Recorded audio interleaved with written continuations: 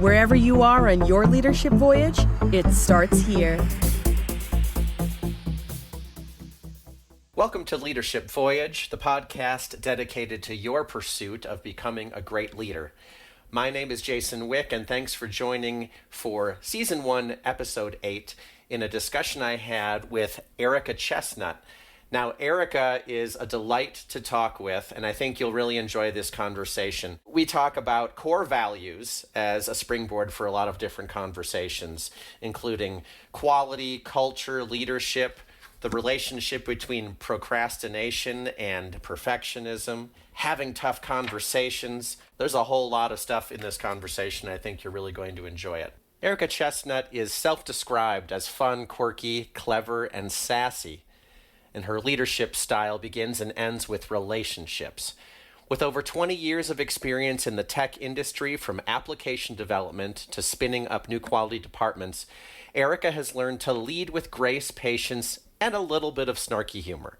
She started her career as an application developer, gaining a deep understanding of business processes, software development life cycles, and the role quality plays in achieving business goals. She's an empathetic servant leader whose mission is to help people lead from a more compassionate space to build teams that are engaged, empowered, and excited. I think you're going to enjoy this discussion as much as I enjoyed having it with Erika Chestnut on Leadership Voyage.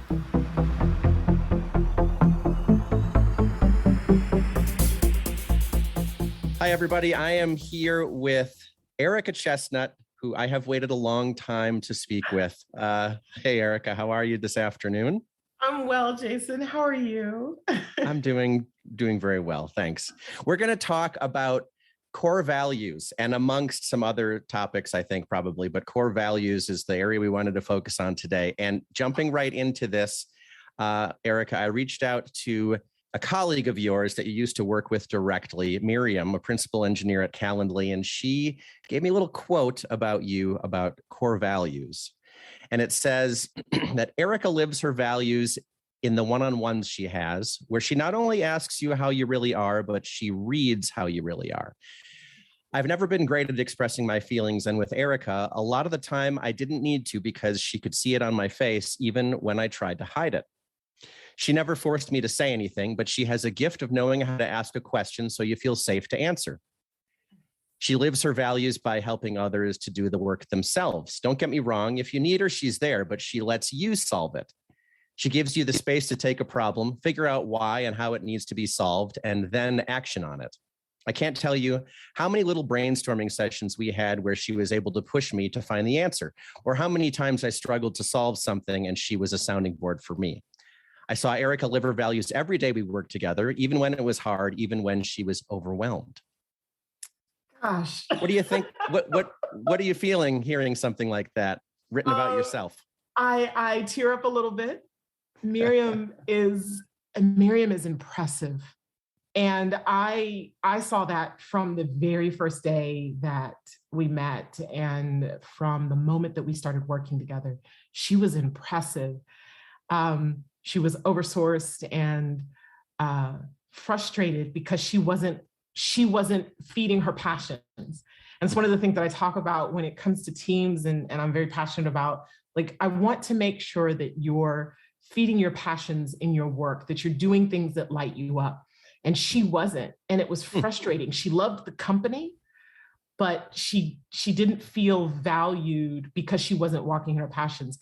And we worked really hard together to craft the right role. And she had to grow in some areas, and the company had to see her differently, and all of those things come together. So for her to share that is I tear up just hearing, the sentiment and how she felt and how she saw me, because it is how I wanted to show up for her and everybody around me, especially the women that I coach.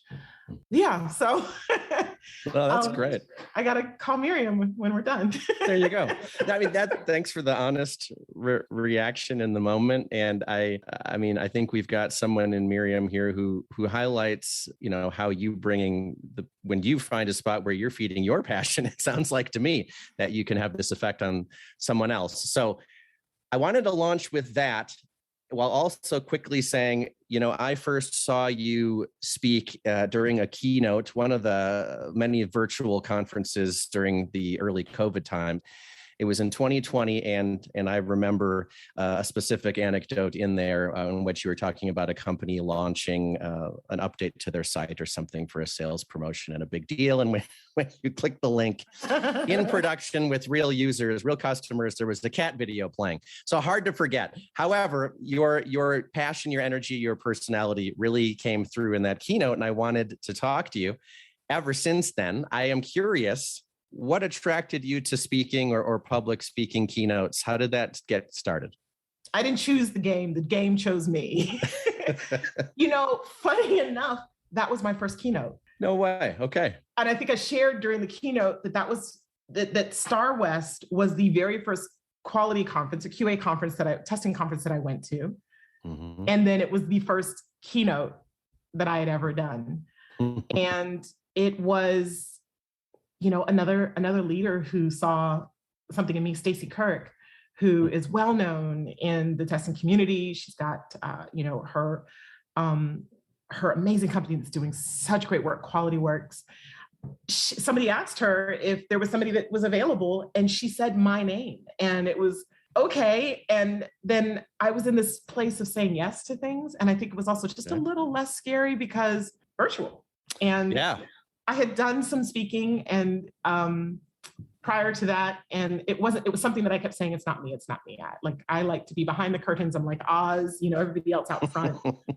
I said yes. And I committed to I told myself, I want to have the best keynote of the conference. And I know that may come across as arrogant, but I wanted to push myself, and I sought out training, and I read books. I went to this great training by this speaker leader, Melanie Spring, that was like a 90-day training. And it was so interesting because at the very end of that training was my keynote. Okay, and so I learned so much in that. But I found that while it was hard for me, it was actually, it helped me to shape what I believed about quality in a way that was succinct, that was clear, that I could communicate. Like, these are the things that I believe, and here's why. And then when people responded to that and they were like, that's awesome. And I got LinkedIn messages and I was like, wow, I didn't choose it. It chose me. And I've been moved me into coaching. It's been great. No, it's great. And so often it seems that the things choose us, or, maybe we have to put ourselves in the right position, but the timing is right, or what have you, right? Yeah. So, it's interesting because I've spoken a few places too, and also with the podcast, what motivated me was to try to reach more people than like where I work, for example. It's interesting just to start something, and finish, hopefully. But yeah.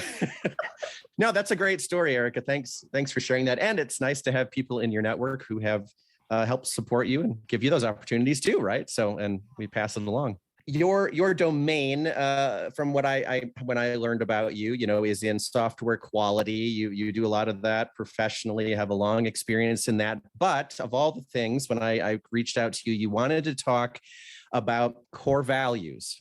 Mm-hmm. Why core values? We started this conversation a little while ago. So I think when you asked me, I was in a space where I had seen the effects, the impact of strongly held core values for a company that were embedded deeply into an organization.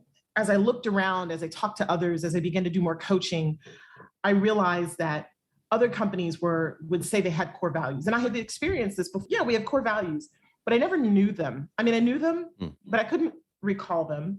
They weren't deeply embedded into the organization.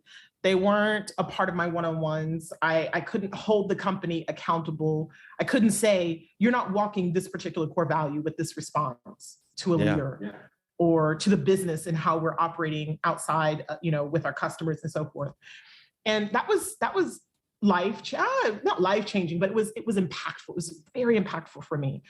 And as I looked around and I did more coaching, I realized that others didn't have this medium, this model to leverage, to hold the business, hold their leaders accountable. And you see it right now with massive layoffs, right? Mm-hmm. You have some companies that are CEOs that are saying, we value our people and we won't do this because of XYZ. And we made good decisions. And I'm not saying that a company that is in a position that they need to lay people off for whatever reason doesn't have core values or isn't attempting to walk them out. It's the conversation that's happening outside of that, where the team members don't feel like they had the support, or they're just like, well, I guess I was just a number, Right. in the chain. It's just this, it's that human part. And so I guess I wanted to talk about it because I think it's such an impactful thing for individuals, and it's our job in the company to help the company see the impact of those core values and to then begin to hold them accountable. I don't know about you, but I know that when I've had discussions in the past about, let's say, the business or the company, it's kind of this faceless thing that isn't attributed with human beings, but there have to be human beings, whether it's a board of directors, CEO, executive team, et cetera, who make decisions, right? So it is an interesting prospect to me as you're talking about, you've seen a positive experience where you can hold the company, right, or the leaders or each other accountable with core values. And I think that's fantastic. How common do you think it is for people to have a situation these days where they are dialed into what their companies are about and they have a mechanism to hold each other accountable, the business accountable, the leaders accountable, however you want to think of that? I don't know that it's that common. In my coaching and in, when I engage a company for like workshops and stuff like that, it's some of the things that I'm asking, what's your culture? Because your core values are going to drive your culture. And if they're embedded deeply, they're held closely in the hearts of the humans that are running the business, then you're going to get the culture that you wanted when you pen those core values. And some people are saying, yeah, I know my core values. And there'll be kind of this wavering, like, I like this one. And so I'm asking how intentional they're being about the conversation. And when you have a culture that's centered around your core values, you're combining the conversation and you're empowering the people that are in the organization. And there's intention behind it. That's not what you see in organizations. It's like, yeah, we talk about our core values, but how are you using them? And that's the thing that I think is missing and why I wanted to talk about it, because we don't use them. They're there, but we're not using them. So it's interesting. You're talking about working with clients in coaching sessions, helping them understand what the culture is really like with respect to the core values they have in their organization. I'd like to talk about maybe the intersection between core values of an organization and core values of a person. So how do I uncover my own core values? I mean, is this something I should just inherently know? Or, I mean, I do remember, Erika, once, I think it was maybe 4 years ago, Brene Brown wrote Dare to Lead. And in somewhere early on, there were like a list of 1 million values. And she's like, well, pick 2 or 3 of them. And she also asserted that, there's no difference between business, your personal and your professional core values. I remember my one was follow through. I valued follow through. I'm just wondering what commentary you've got on that. If you own a business, your personal values should, in theory, show up in your business core values, right? If you own the business, I would expect that would surface there would be some marriage of who you are as a person who's pouring into this venture that you want to see succeed. Oddly enough, when I talk to people about core values, I ask them what their pet peeves are. What's the thing that irritates you? And then I say, okay, uncover the offense, remove the offense of the irritant. And then ask yourself why it bothers you, right? So is it lack of consideration? Is it lack of care? What is the thing that's missing? And then what is it that you value about that? That's a core value. It's usually surfaces in things that people you don't even know, I hate that, right? It's irksome. Why is it irksome? Why does it set you on edge? And it's an onion. You peel it away and then you uncover it's a lack of consideration. It's a lack of patience. It's a lack of grace. You're not thinking about the human in this, right? Like it's those things that begin to surface. And I think people should do the deep work to understand what their personal core values are. You have the clarity to then identify alignment of your core values with a company's. And that's going to get companies to get employees and keep employees. If they're understanding what the employees' core values are, the employees understand what their core values are, and they see that alignment with the business, and they know we're in sync. That's a great explanation. I like you doing the deep work to uncover your core values. And I hadn't thought about that tactic of what really irritates you. I like that. What really irritates you, and then flip it a little bit. Would you be willing to share an example, maybe a specific example of where you have seen the positivity of living out core values in a business? I think Calendly is closest to it because, again, we talked about the core values so much. As the organization just grew, as it matured, there was expectation of better support for marginalized groups, for underrepresented groups, albeit, gender, race, sexuality. There was an expectation of support there. And it made the conversation easier. It challenged the business because the business, had to balance making sure that there was equality, that you didn't offend somebody else's beliefs by supporting another person's beliefs. And I get that. And, that's the world, but it was challenging the business through a model that mostly removes the sting. Interesting. This is how you start with human. These are the humans that you want to support. This is how you start with human, right? This is how you strive for excellence in this way in supporting your employees or improving retention and those type of things. And so it made it easier to have those difficult conversations for employees to come to the business, to get the business to show up for them in the way that they want, for the culture that they wanted, because we as employees are the culture. And that's, right. I think, why I wanted to talk about core values and why I said that, because it's like, we miss that, companies are saying, yeah, we want this culture. No, who are the people that you hired, and what core values have you fed into their hearts for them to create the culture?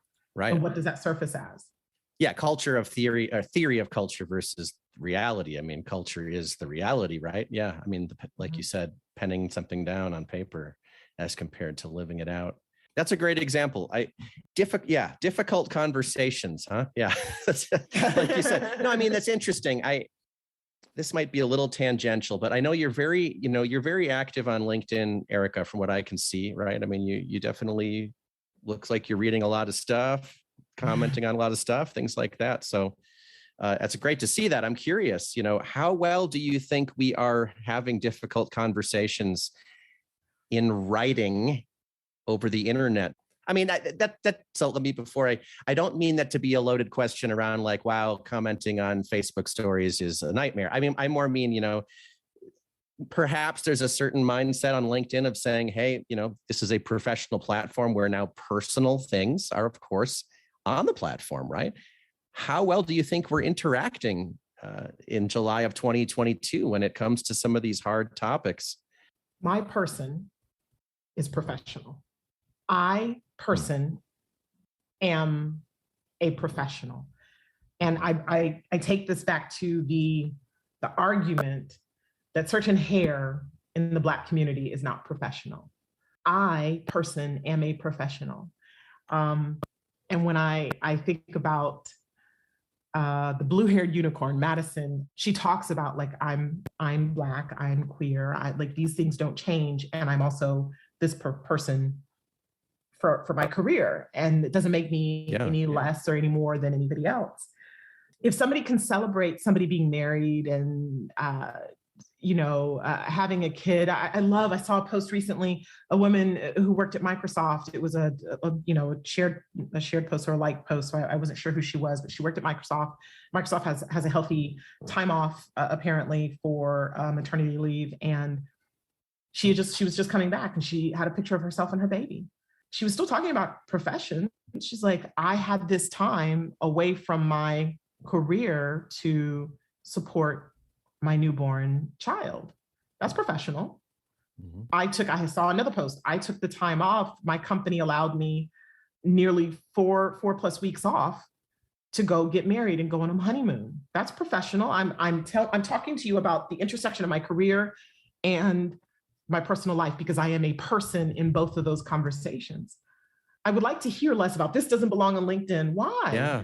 Yeah. You know, I got a new puppy and he's charging into the office and he peed on the rug right behind me. I want to talk to you about how embarrassed I was in that conversation. I'm a person, or how my kid roamed into the room and interrupted the meeting and they thought it was cute. And I was terrified because it was so embarrassing because, you know, my child wanted to have a full conversation and stare at herself in the camera. I'm a person. We're telling people how they're expected to show up. Mm. And if you don't like the way they're showing up, look the other way.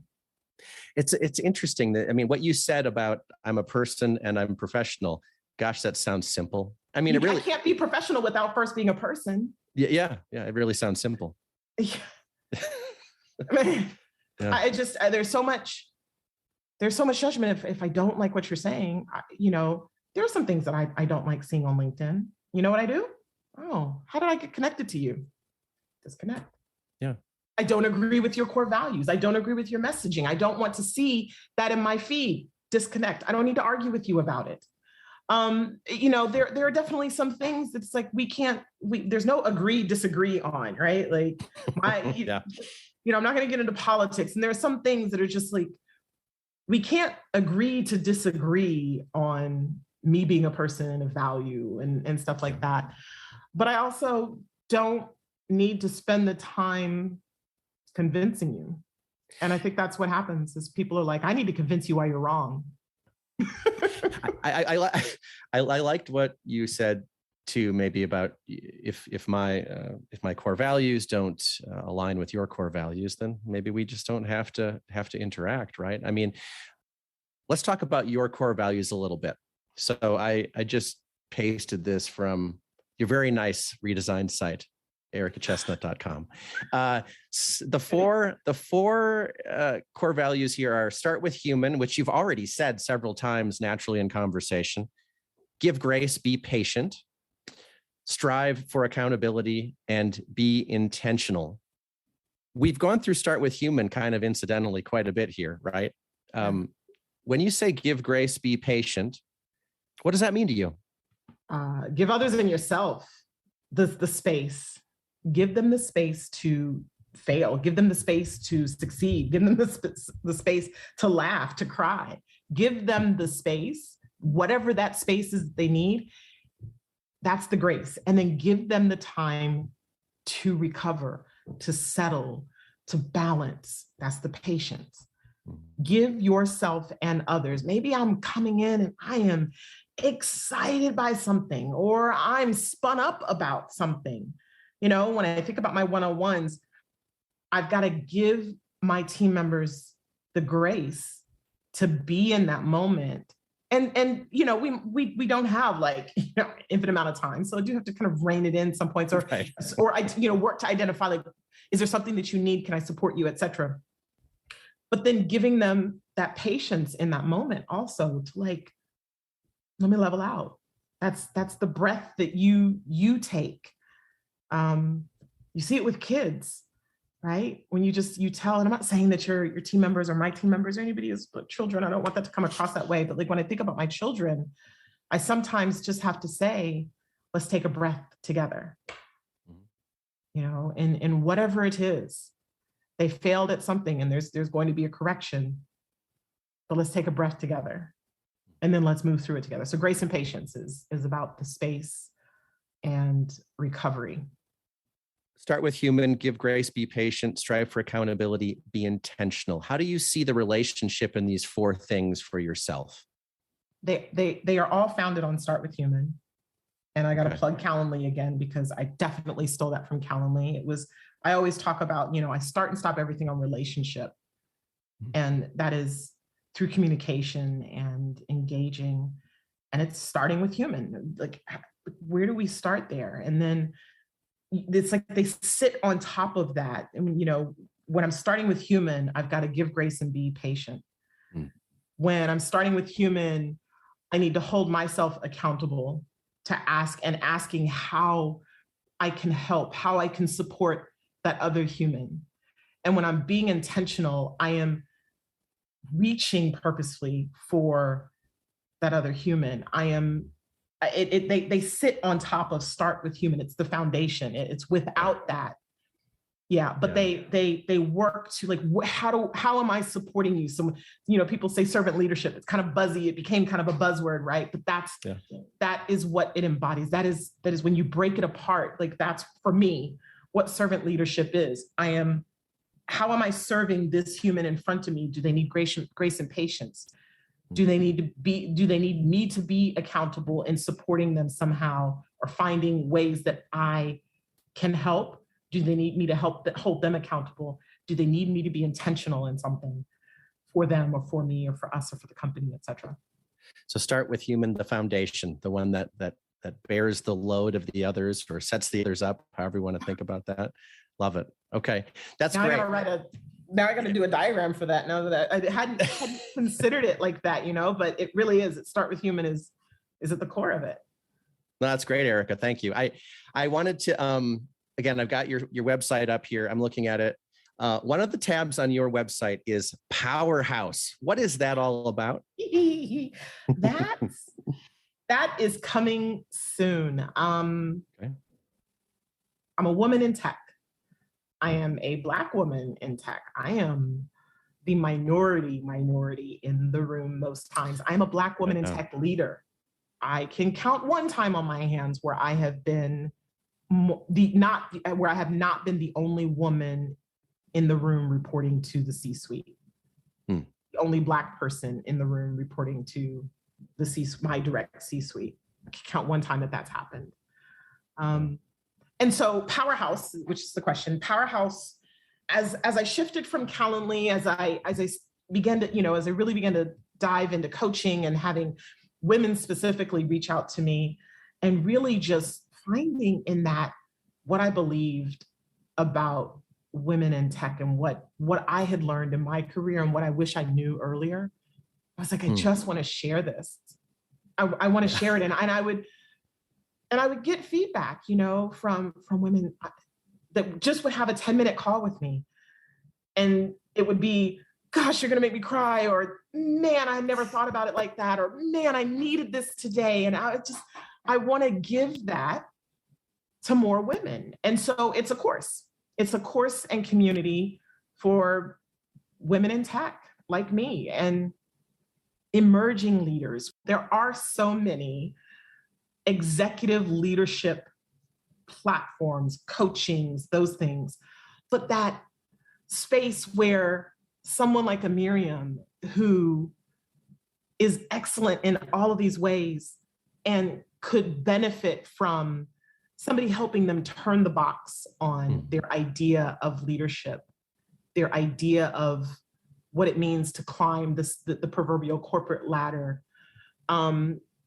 Helping, when I think about another person helping them gain the clarity so that they have the confidence that they need to step out there. Because as women, we deal with, and men do too, I know, but women especially deal with imposter syndrome. We are, again, the minority. We're 70% of, approximate, it fluctuates, but 70% of people in technology are men. Yeah, I totally believe that. Yeah. Right? 30% are women. Yep. It's easy. The language is different. The viewpoint is different. And that's why we need to work on diversity. It's, the whole idea of the Apple Watch came out and didn't have a period tracker, or these type of things. Yeah. Right. It's like all of that, but we've got to be confident enough to speak up. And we have to have clarity about who we are, what we do, what our value is, what our strengths are, so that we can confidently say, that's not my lane, but let me tell you all about what is my lane and how amazing it is and why you want to speak with me and how I can help you in these type of things. Like, we get so caught up in what we are afraid we can't do or won't show up as, and we sometimes forget. And so Powerhouse is about really pouring into women in tech and helping them gain their clarity by identifying their North Star, working on looking at their communication style, their leadership DNA. I call it kind of their powerhouse profile. Mm-hmm. What is it, are you results oriented? Are you an influencer or a steady or a dominant kind of organizer? And what does that look like? And how do you leverage those as your strengths and move in technology as a woman in tech? I love the relationship between so many of the things so far here. The Powerhouse course, helping women in tech with so many elements and finding that confidence, because with the confidence, you then have you can speak up around the accountability more. Like you're saying, if you have a bunch of core values in your business, but you don't have the confidence to speak up to it, or the safety, let's just say it's not quite safe enough yet for you. You got to break through to have with your confidence. I love the relationship between that, because you can see how these things could start to feed each other. Yeah, it's great. I can't tell you how many times there were times where I was speaking up, and after the meeting, and sometimes even during the meeting, I would get pings. Thank you for saying that. And it was always women. It was always women. And you've got to sometimes, what was it? Do it scared, do it anxious, do it fearful, do it stressed, worried, all these different things. And I had that, but I had to just do it because I had a voice. I had a seat at a table that others were not at. Yeah. And just like Stacey Kirk, she had a seat at a table that I wasn't at, and she pulled me into the conversation. And it completely changed what I'm doing. I still love quality, but I've found this new love and value of quality, culture, and leadership. These three things that all, for me, are this beautiful trifecta that I love to speak about. And that started with her bringing me into the room. And it starts with me being in a space and speaking up about something that I'm hearing others say in private to me, and being the person that's like, this isn't okay, and challenging. And we all have to have that clarity so that we can get that confidence. And I related to what you're just saying there too. If you're thinking it, somebody else is probably thinking it anyway, right? So Yeah. Don't be afraid to ask the silly questions. Yeah, right? That too. Right. Somebody has to do it, and if you're always asking the silly questions, you're going to be the first to know the answer. That's a good point. If you walk in the door and you say, I don't know, and every time you say I don't know, you ask the question, you will never not know. It will be the new thing. And they'll be like, oh yeah, you don't know because I didn't tell you. And that's hard. I will say that's hard for me, even because you never want to show up and feel like that you don't know something, or they expect you to know something. But if you start at the beginning saying, I don't know what that is. What is that? And then they tell you. And then the next thing that surfaces, as long as it's different, don't keep asking what this is. Right, exactly. Your boss is going to be like, listen, I just had this conversation with you. Yeah, if you don't ask the silly question, you're never going to know. But if you ask, you'll be the first to know. Well, great stuff today. I've got to ask you before we go, the same question I ask everybody. Doesn't have to be related to work or anything, but what is something that you've learned recently? Perfectionism breeds procrastination. I connected it with progress over perfection. Like I always thought, oh yeah, I'm not a perfectionist. I make progress. I struggled with procrastination, and I couldn't figure out why. I was like, why? Like, get it done, get it. And it was because it was the perfectionism hiding. It was masked inside of procrastination. It was a breeding ground for it. And so when I find that I'm stalling, or when I find that like I'm not looking at this, like, okay, what is it that I'm not moving forward? What is the next best step? What is the thing that I'm stalling on because I don't feel it's going to be perfect, or I'm not going to show up well? And I deal with this like social media. I got to put posts out. I want to talk to people.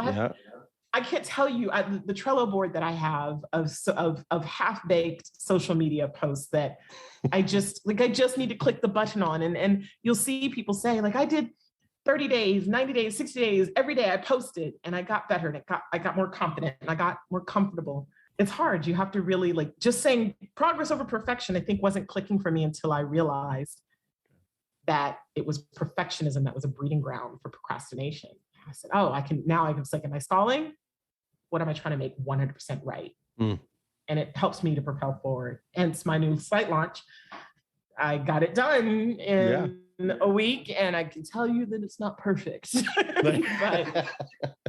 but it is much better and has more clarity and things that I really wanted to put out there for people to see and know and share about what I believe in opportunities with me, that it's now there.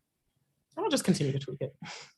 Exactly. And thanks for sharing and being open about the idea there. I think a lot of people will probably identify with that, or, one way or the other, it'll plant a seed. I think a lot of people will probably hear that. And the knowledge worker domains, right? I mean, there are a lot of intrinsically motivated people who are capable of doing a lot of amazing things. And it wouldn't shock me if a lot of people are experiencing similar.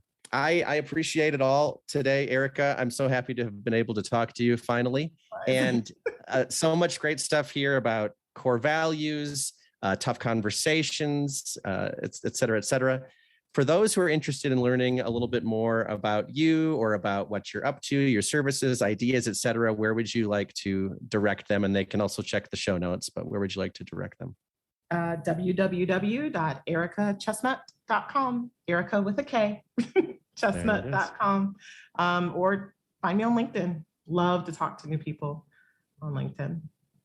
Perfect. Well, thanks so much, Erika. It's been fun for me, and I had a good time talking. So thanks for putting some time aside, and have a good rest of the day. Yeah, thank you. It was great to be here. I appreciate it.